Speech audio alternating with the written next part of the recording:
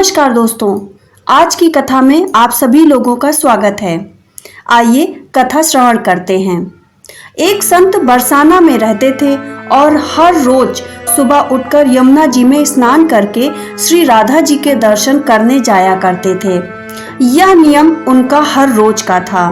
जब तक वह राधा रानी के दर्शन नहीं कर लेते थे तब तक जल भी ग्रहण नहीं करते। दर्शन करते करते तकरीबन उनकी उम्र 80 वर्ष हो चुकी थी।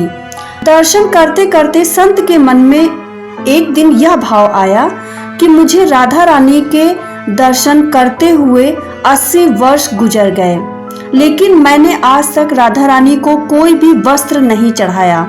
लोग राधा रानी के लिए नारियल लाते हैं, कोई चुनरी लाता है, कोई चूड़ी लाता है, कोई बिंदी लाता है, कोई साड़ी लाता है तो कोई लहंगा चुनरी लाता है, लेकिन मैंने तो आज तक कुछ भी नहीं चढ़ाया।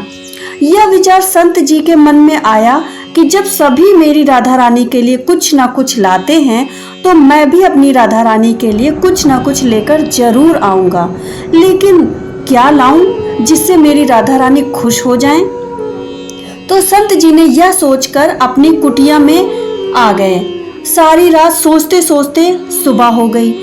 जब सुबह वह उठकर स्नान करके दर्शन के बाद बाजार जाकर के सबसे सुंदर वाला लहंगा चुनरी का कपड़ा लाए और अपनी कुटिया में आने के बाद अपने हाथों से लहंगा चुनरी को सिला और सुंदर से सुंदर उस लहंगा चुनरी में गोटा लगाए।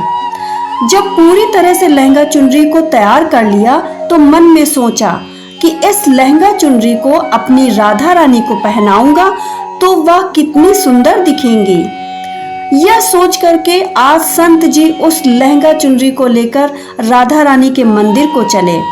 मंदिर की सीढ़ियां चढ़ने लगे और अपने मन में यही विचार कर रहे थे कि आज मेरे हाथों के बनाए हुए लहंगा चुनरी राधा रानी को पहनाऊंगा तो मेरी लाडली क्या खूब सुंदर लगेंगी। यह सोचे ही जा रहे थे। इतने में एक बरसाना की लड़की आई, बाबा से कहती है, बाबा आज तुम बहुत खुश हो, क्या बात है? बाबा बताओ ना। तो बाबा ने कहा कि लाली आज मैं बहुत खुश हूँ। आज मैं अपने हाथों से राधा रानी के लिए लहंगा चुनरी लाया हूँ। इस लहंगा चुनरी को राधा रानी जी को पहनाऊंगा और क्या खूब राधा रानी दिखेंगी। उस लाली ने कहा, बाबा मुझे भी दिखाओ ना, आपने लहंगा चुनरी कैसे बनाया है? लहंगा चुनरी को देखकर वो लड़की बोली, अरे बाबा राधा रानी के पास तो बहुत सारी पोशाक हैं, ये मुझे दे दो ना। तो महात्मा बोले कि बेटी तुमको मैं दूसरी बाजार से दिलवा दूंगा, ये तो मैं अपने हाथ से बनाकर अपनी राधा रानी के लिए लेकर आया हूँ, तुमको और कोई दूसरा दिलवा दूंगा बेटी। लेकिन उस छोटी सी बालिका ने उस महात्मा का दुपट्टा पकड़ लिया, बाबा ये मुझे दे दो। पर संत भी जिद पे अड़े रहे, दूसरी दिलवाऊंगा पर ये नहीं दूंगा। लेकिन वो बच्ची भी इतनी तेज थी कि संत के हाथ से वह लहंगा चुनरी छीन ले गई और वहां से भाग गई। अब तो बाबा को बहुत ही दुख हुआ और वे सोचने लगे, मैंने आज तक राधा रानी को कुछ नहीं चढ़ाया, लेकिन जब लेकर आया तो लाली लेकर भाग गई। मेरा तो जीवन ही खराब है, अब क्या करूंगा? यह सोचकर संत उन्हीं सीढ़ियों पर बैठ गए और रोने लगे। इतने में कुछ संत वहां आए और उन्होंने पूछा, क्या बात है बाबा, आप क्यों रो रहे हैं? तो बाबा ने उन संतों को पूरी बात बताई। संतों ने बाबा को समझाया और कहा कि आप दुखी मत हो, कल दूसरी लहंगा चुनरी बना के राधा रानी को पहना दीजिएगा। चलो अब राधा रानी के दर्शन कर लेते हैं। इस प्रकार संतों ने बाबा को समझाया और राधा रानी के दर्शन को लेकर चले गए। रोना तो बंद हुआ लेकिन मन खराब था क्योंकि कामना नहीं पूरी हुई। तो अनमने मन से श्री राधा रानी का दर्शन करने संत जा रहे थे और मन में यही सोच रहे थे कि मुझे लगता है कि किशोरी जी की इच्छा नहीं थी, शायद राधा रानी मेरे हाथों से बनी पोशाक पहनना ही नहीं चाहती थी। ऐसा सोचकर बड़े दुखी होकर जा रहे थे। मंदिर आकर राधा रानी के पट खुलने का इंतजार करने लगे।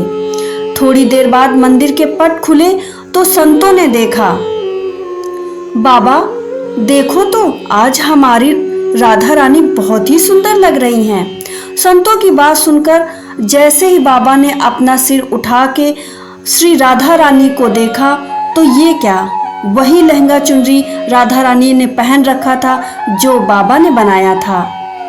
बाबा बहुत ही खुश हो गए और श्री राधा रानी से कहने लगे, हे राधा रानी, आपको इतना भी सब्र नहीं रहा कि आप मेरे हाथों से मंदिर की सीढ़ियों से ही लेकर भाग गईं। ऐसा क्यों? सर्वेश्वरी श्री राधा रानी ने कहा कि बाबा, आपके भाव को देखकर मुझसे रहा नहीं गया और ये केवल पोशाक नहीं है, इसमें आपका असीम प्रेम और भक्ति है। इसलिए तो मैं खुद ही आकर इसे अपने हाथों से आपसे छीन कर ले गई। इतना सुनकर तो बाबा जैसे भाव विभोर ही हो गए और वहीं पर किशोरी जी के चरणों में गिरकर रोने लगे। दोस्तों, कैसी लगी आपको भक्त और भगवान के प्रेम की यह अद्भुत लीला की कथा यदि पसंद आए तो वीडियो को लाइक अवश्य करिए और हाँ, इस तरह की और भी रोचक और मधुरमय कथाओं का श्रवण करने के लिए हमारे चैनल को सब्सक्राइब करिए और नोटिफिकेशन बेल को जरूर ऑन कर दीजिए, जिससे कि जब भी मैं कथा अपलोड करूं तो आप तक नोटिफिकेशन पहुंच जाए और आप कथा श्रवण कर सके सबसे पहले। श्री राधे राधे।